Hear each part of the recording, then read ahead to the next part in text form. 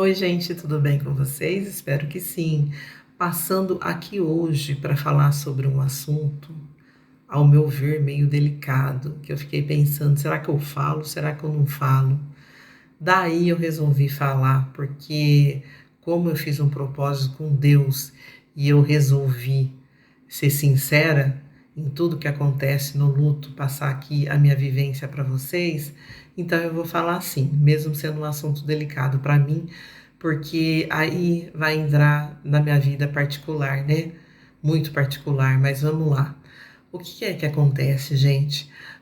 Eu vou explicar para depois entrar no assunto. Como eu tô indo em flashback e eu coloco as fotos no Instagram, que eu tô indo na flashback com as minhas amigas, eu coloco no Facebook, coloco no YouTube, né? Que eu conto aqui que eu adoro flashback. Por que eu vou em flashback, gente? Só para lembrar aqui que eu já falei várias vezes.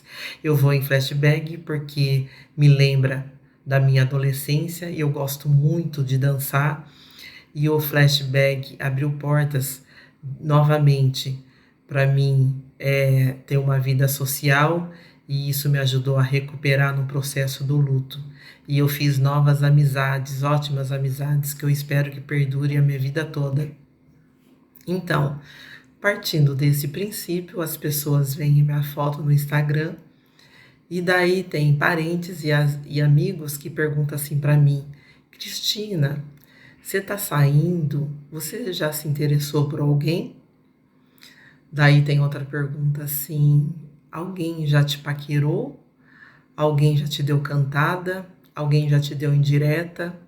Alguém já te convidou para sair? Por aí vai, né? Mas, gente, eu não ligo porque, né? A gente é ser humano. Eu, antes de ficar viúva, eu também tinha essa curiosidade. Teve parente, né, que perdeu o companheiro, e eu ficava me perguntando, será que a pessoa vai ficar sozinha ou não, né? Mas tem gente que é mais discreta, que espera para ver o que vai acontecer, e as outras perguntam, mas tudo bem, isso daí é do ser humano, eu até entendo essa curiosidade.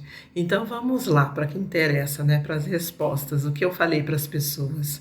Eu falei assim que é não necessariamente só no flashback, né? Pode acontecer em qualquer lugar.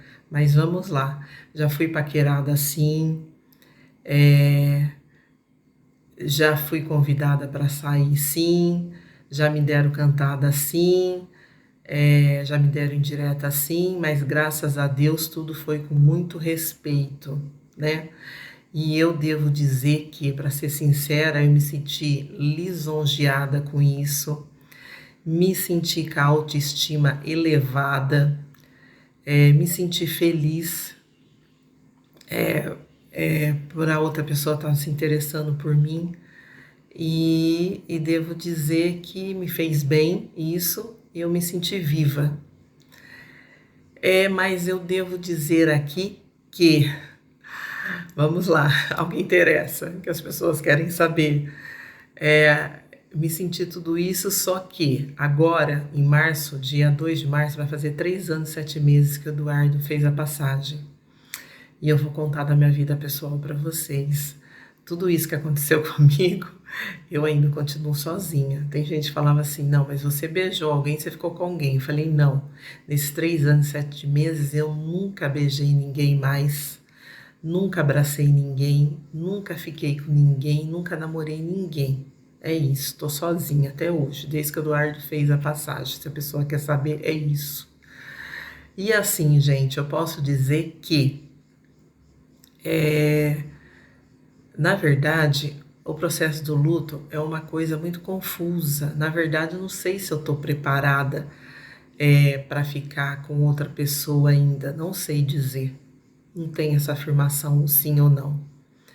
Eu posso falar que assim, todo dia eu penso no meu marido, no Eduardo. Todo dia eu penso nele e eu amo meu marido ainda. E eu posso dizer assim que também não apareceu ninguém com. Porque eu sou uma pessoa exigente, sabe? Não apareceu ninguém ainda com características físicas do Eduardo. Porque eu só namorei até hoje pessoas com a característica física do Eduardo. e nem com a característica da personalidade do Eduardo. Que ele era uma pessoa tranquila, uma pessoa que não se importava de eu ser mandona, que eu queria mandar em tudo. Era uma pessoa que tudo que eu pedia fazia, me atendia. Era uma pessoa que me ajudava na casa, com os filhos e no serviço de casa. Enfim, era uma pessoa que me acolhia nos meus momentos, que eu sou bipolar, nos meus momentos de crise. Ele me acolhia, ele me entendia, ele me acalmava. Enfim, era uma ótima pessoa, né? Então, para me aturar, não é qualquer pessoa que vai conseguir. É isso, né? Eu sou uma pessoa assim, desse jeito. Meio egoísta mesmo. Então, gente, e outra coisa também que eu quero falar aqui. Eu tenho uma situação, graças a Deus, eu tenho uma situação financeira simples, né? Que eu consigo pagar as minhas contas, já tenho meu apartamento, já tenho meu carro, vivo uma vida simples e consigo manter, né? Então, gente, é isso. E tem gente que também pergunta, outra pergunta, e você não sente falta de alguém? Daí sentir falta de alguém é outra resposta, que eu posso dar duas. É assim, tem duas que eu posso dar. Às vezes sinto falta de alguém, sim, e às vezes não sinto falta de outra pessoa, não. Por quê? Por que que às vezes eu não sinto falta? Porque agora eu tenho liberdade de sair com as minhas amigas, de ir em flashback, de viajar, de passear, de eu tomar meu café da tarde com elas. Eu tenho aqui minha rotina diária na minha casa. Eu já tenho meus 2 filhos para dar atenção. Então, se eu tiver outra pessoa, eu já fui casado, eu sei como é que é. Eu tenho que dividir a minha atenção com a outra pessoa, né? E não vou ter essa liberdade de poder sair e fazer o que eu quiser. Então, eu não quero perder essa liberdade. Então, às vezes, por isso que eu não quero outra pessoa. E às vezes eu sinto falta de outra pessoa, sim, no sentido de que, por exemplo, eu vou explicar para vocês. Sem o Eduardo do meu lado, eu me sinto meia não, inteira masculinizada. Eu vou explicar para vocês o porquê. Eu me sinto masculinizada porque quando o Eduardo estava comigo, ele já levava o lixo pesado lá para baixo. Quando quebrava alguma coisa na minha casa, ele consertava. Quando ele não consertava, ele chamava alguém para consertar, comprava o que precisava e resolvia essa situação com a pessoa. Outra coisa, quando faltava alguma coisa em casa, de remédio ou no mercado, ele ia buscar a hora que fosse, quantas vezes precisasse, sem reclamar de nada. Outra coisa que eu posso lembrar, era gentil, era cavalheiro comigo. É isso. E eu sinto falta no sentido assim, que eu acordava de manhã, eu tava toda descabelada, com a cara amassada. O Eduardo falava assim pra mim: você é linda de qualquer jeito. Então eu sinto falta que alguém fale isso pra mim de novo. Também sinto falta assim de alguém perguntar: como foi seu dia? O que você fez hoje? Onde você quer ir? O que você quer fazer? O que você quer que eu faça? Eu sinto falta disso. É isso que eu posso falar, né? Mas tem outra coisa que eu lembrei para falar aqui, para dar de exemplo. Por exemplo, eu fui no borracheiro outro dia, gente, lembrei, vou falar aqui. Ele consertou o pneu do carro que precisava, fez lá, não lembro o que precisava, consertou, e depois que ele consertou, ele abriu a porta do carro para mim entrar. E eu lembrei do Eduardo, né? Porque quem não gosta de um homem cavaleiro, né? Lembrei do Eduardo. Outro dia também fui no flashback. Daí uma pessoa pegou água para ela, falou: você quer água? Daí tava servindo bolo, que foi aniversário de alguém, você quer bolo? Então, o Eduardo que pegava as coisas para mim, né? Então, agora não tem mais ninguém que pegue. Então, quando tem um gesto de cavalheirismo assim, daí eu fico emocionado, eu lembro do Eduardo. vai sair do elevador, tem um homem que segura a porta para você sair primeiro. Então eu gosto desses gestos de cavalheirismo. Eu acho que toda mulher gosta e eu sinto falta disso. É isso. Porque o Eduardo não era só cavaleiro só comigo, que eu era esposa dele. Qualquer mulher que ele visse, ele era cavaleiro, sabe? É isso. Então sinto falta dessas coisas sim. Mas eu devo dizer para vocês que eu tô sossegada, não tenho pressa. Se eu tiver que ficar sozinha, eu fico. É, eu sei que é tudo no tempo de Deus. É, a, o futuro a Deus pertence, né? Se eu tiver que ficar com alguém, não sei. Deus é que sabe. É isso. E outra coisa que eu vou falar aqui, gente, quem teve um Eduardo na vida, eu tive um ótimo casamento, 30 anos, eu não posso reclamar de nada, né? Eu fui muito amada, fui muito mimada. E quem sabe que foi amada não é qualquer coisa, não é qualquer pessoa que eu vou aceitar na minha vida, não. Que eu sei muito bem o que é ser amada. E outra coisa também, gente, que eu posso falar. A características físicas, sim, do Eduardo que me encantou a primeira vez, aqueles olhos verdes, né? Que eu já namorei sempre gente com essa característica, me encantou sim, mas também o jeito que ele me tratava, né, como amigo, ele me fazia me sentir bem ao lado dele, né?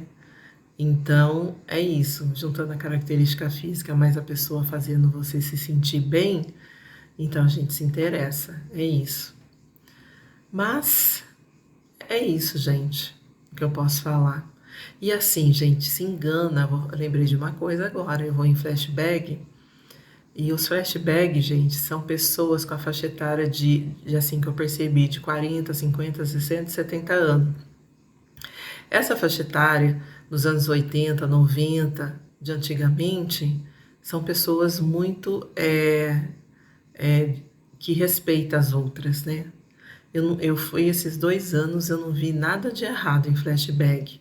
E se a pessoa vai em flashback pensando em namorar, está errada, porque hoje em dia as pessoas vão para se divertir, para dançar e para fazer amizade. Flashback que eu vejo esses 2 anos que não é lugar de namorar, é de se divertir, dançar e fazer amizade. Porque são pessoas respeitosas, são pessoas. E nesse ambiente tem mais mulheres do que homens, e os homens que estão lá já estão casados e acompanhados, é isso. Então se engana quem vai em flashback vai arranjar namorado, é isso. Tem que ir em outro lugar se quiser. Lá a gente vai para dançar e para se divertir, para fazer amizade, é isso.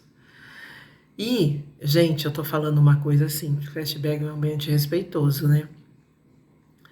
Mas eu não posso garantir que outros flashbacks não sejam os quais que eu frequento com as meninas, porque a gente vai em flashback que a gente conhece, né? A gente não vai em qualquer um. Então, gente, eu não posso me responsabilizar por outro flashback que a pessoa vá, né? Eu vou até falar aqui que eu acho que não tem importância, porque tem propaganda no Instagram do nome dos DJ. Eu vou aqui, que agora eu fiquei preocupada, eu vou no DJ Celcinho, eu vou no DJ Alexandre e eu já fui 2 vezes no flashback do Tenório. Então, esse flashback eu fui respeitada, não vi nada demais. E outra coisa, né, gente? A pessoa vem conversar com você, você tem que ter uma postura, né?